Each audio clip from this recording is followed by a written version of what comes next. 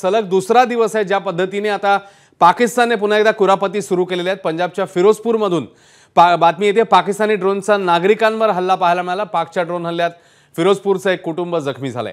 जखमींना तातडीने रुग्णालयात दाखल करण्यात आलेलं आहे। या घडीची मोठी अपडेट आहे। पाकच्या एका ड्रोन हल्ल्यामध्ये फिरोजपूरचं एक कुटुंब जखमी झालेलं आहे। त्यामुळे आता नागरिकांवर हल्ला करण्यास कालही पाकिस्तानने प्रयत्न केलेला होता आणि आजही पंजाबच्या फिरोजपूरमधल्या नागरी वस्तीत पाकिस्तानने हल्ला केलेला आहे आणि ज्यामध्ये एक कुटुंब हे जखमी झालंय।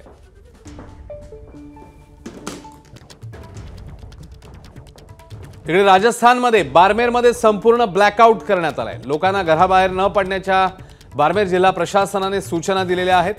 कारण साधारण 8:30 पावणे 9 पासून पुन्हा एकदा पाकिस्तानने ठिकठिकाणी हल्ल्याचे प्रयत्न केलेत आणि या पार्श्वभूमीवर खबरदारी म्हणून राजस्थानातल्या बारमेरमध्ये संपूर्ण ब्लॅकआउट करण्यात आलाय।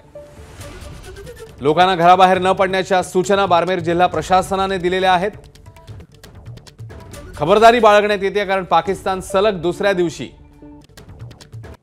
आपल्याला हल्ला करताना पाहायला मिळते। तिकडे IMF मध्ये पाकिस्तान विरोधात भारताने भूमिका स्पष्टपणे मांडलेली आहे। पाकिस्तान दहशतवादाला खतपाणी घालत असल्याकडे भारताने आंतरराष्ट्रीय नाणेनिधीचं लक्ष वेधलंय। IMF कडनं मिळणाऱ्या निधीचा पाकिस्तानकडनं स्टेट स्पॉन्सर टेररिझमसाठी गैरवापर होण्याचा धोका आहे आणि भारताच्या या भूमिकेची IMF ने नोंद घेतली आहे।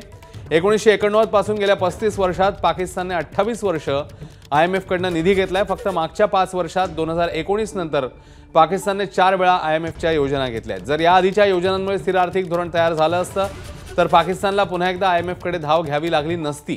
भारताने IMF समोर ही बाब अधोरेखित केली आहे। आंतरराष्ट्रीय नाणेनिधीकडून पाकिस्तानसाठी $1 अब्ज विस्तारित निधी सुविधा एक्सटेंडेड फंड फॅसिलिटी कर्ज योजनेचा आढावा घेण्यात आला। सोबतच $1.3 अब्ज कर्ज योजनेसंदर्भात विचारही करण्यात आला।